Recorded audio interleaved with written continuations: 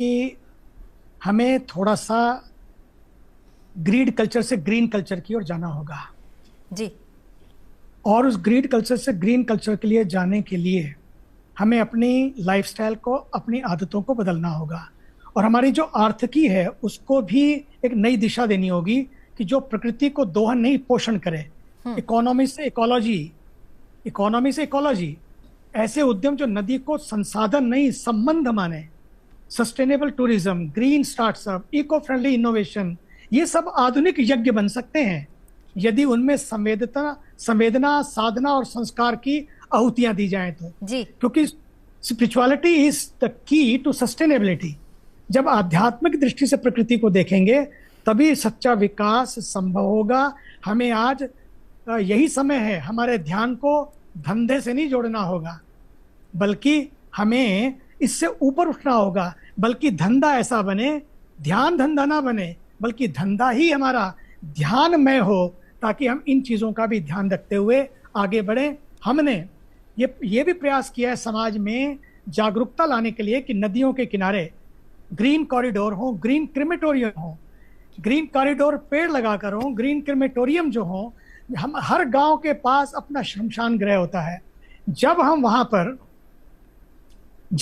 पर दाह संस्कार करते हैं तो हम सोचते हैं वहां से हमने चौथे दिन फूल उठाए और जाके गंगा जी में डाल दिए। नहीं, मुझे लगता है कि परंपरा भी बचे, पर्यावरण भी बचे। इसके लिए थोड़े से हम फूल ले जाकर गंगा जी में अर्पित करें, पूजा कराएं। उसके बाद बाकी उन्हीं किनारों पर हमारे कॉरिडोर बने। वहां पर गड्ढे खोदकर, जब लोग बैठे हैं उदासीनता में, वहीं से उठकर वो लोग सारे के सारे परिवार के लोग, 2-3 लोग कर रहे हैं संस्कार, बाकी लोग बैठे होते हैं। वो जाकर गड्ढे खोदकर वहां पर उन्हीं फूलों को बाद में जो अस्थियां होती हैं उसमें डालें और एक पौधा लगाएं। पिताजी पेड़ बन के आएंगे पक्षियों के लिए, जीते जी भी देते रहे और जाने के बाद भी देते रहे। पक्षियों को, पर्यावरण को, समाज को, गरीबों के लिए कितने फल फूल बन के पौधे लग जाएंगे वहां पर। अतिक्रमण भी नहीं होगा, ग्रीन कॉरिडोर बन जाएंगे, वृक्षारोपण होगा, ग्लोबल वार्मिंग, क्लाइमेट चेंज, इन सब का समाधान भी हो जाएगा।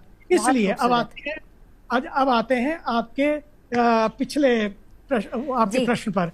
मुझे तो लगता है कि निसंदेह आज का जो पर्यावरण संकट है ना, वो केवल भौतिक संकट नहीं है, ये मानव चेतना और चिंतन के वैचारिक प्रदूषण का परिणाम है। मैं तो कहूंगा कि जो वैचारिक प्रदूषण है ये सबसे बड़ा प्रदूषण फैला रहा है।